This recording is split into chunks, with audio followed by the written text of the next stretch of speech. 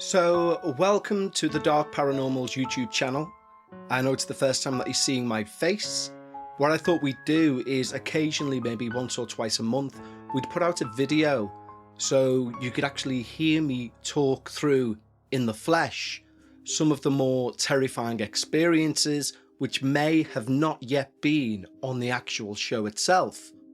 One of our listeners, called Rachel, sent in an interesting story. Now, she lives in Wisconsin in the States, and she's a Lutheran, so she's not really a believer in spirits and ghosts as such. She largely believes that anything that takes place is more a result of angels and the demonic. Now, where they lived in Wisconsin, it was like a 20-minute drive to the nearest city. So what it meant was when their mum got up for work, they had to leave with her at like 5 a.m. in the morning, and they would be then sent to their aunties who lived in that nearby town, where they would stay until around 7:30 when they could then leave their house for school. So their aunt became almost like a part-time mother figure, if you like, of the early mornings. Now, when Rachel was around 15 or 16, she started to notice strange things happening when she would go over to her auntie's house.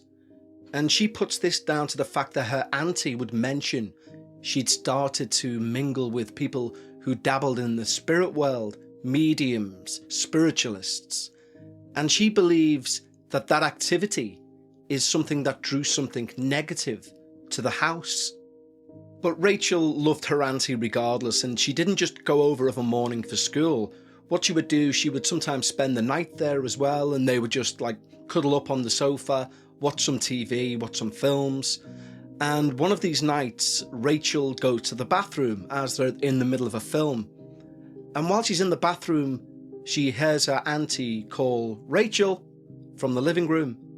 So she hurries up her business and she pops her head around the living room door and says, What you want? And her auntie says, I didn't call you. Now the thing is, you could say, well, maybe she just misheard it, but Rachel's adamant it was our auntie's voice, and she would know.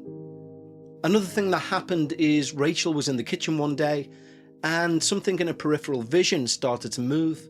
And when she looks, a broom that was propped up in the corner of the room suddenly fell over with some force. Again, skeptics could say, well, that would happen in any house, objects will fall. But Rachel's adamant the way this particular broom was held, there's no way that could have just fell on its own accord. Now, because Rachel would go over with her brother early in the morning, Rachel wasn't really a morning person, so sometimes she would go to the spare bedroom and get another hour's sleep, as anyone would if you're truly tired. Interestingly, the auntie had held a Easter bonnet party recently, where her and her friends had gotten together and they'd made bonnets for Easter and decorated them all how they wanted them to be decorated.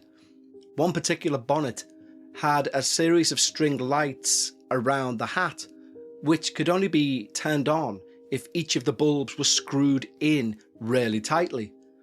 Now, this hat was kept in a small closet within the spare room that Rachel was sleeping in, and she would often lay in bed and look at this hat, and she would just get an ominous feeling in the room itself.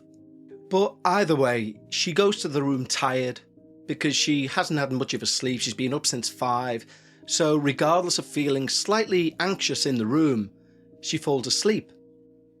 And over a period of weeks, she starts to have the most vivid nightmares she's ever had. Demonic faces pulling up to her. Horrible things, sickening images that she would never have in waking life. But she keeps waking alert from these nightmares, and each time she does, the hat, which requires physical plugging in of each bulb, is illuminated in the closet, flashing away. Anyway, a couple of years pass, and Rachel's back at home, and she stays up late. She's a bit of a night owl, and she's going through some YouTube videos on her phone, as we all do, and she needs to go and get a drink. She feels rather thirsty. So she goes into the kitchen.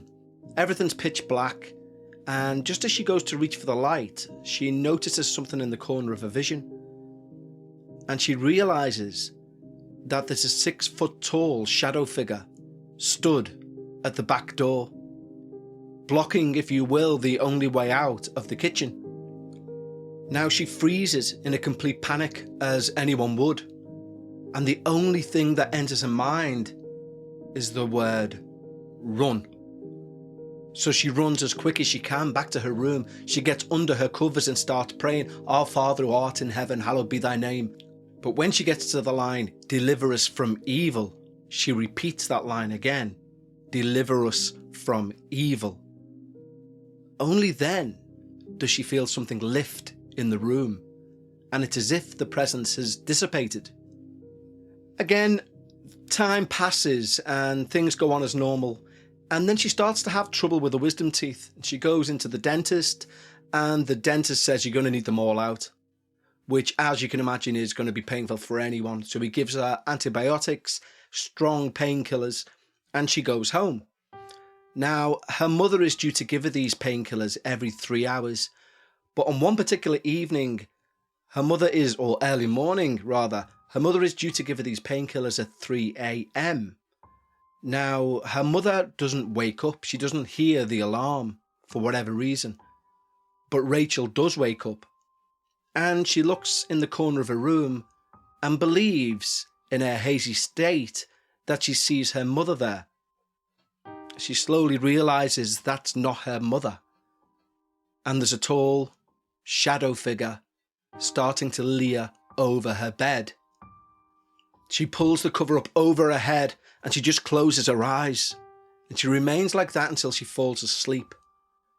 And we often hear this from people. I used to find it amazing, and how could you do that? But a lot of people in terrifying situations can just fall back asleep. It's almost as if the body forces them to reset themselves and will throw them into a sleep in the height of terror.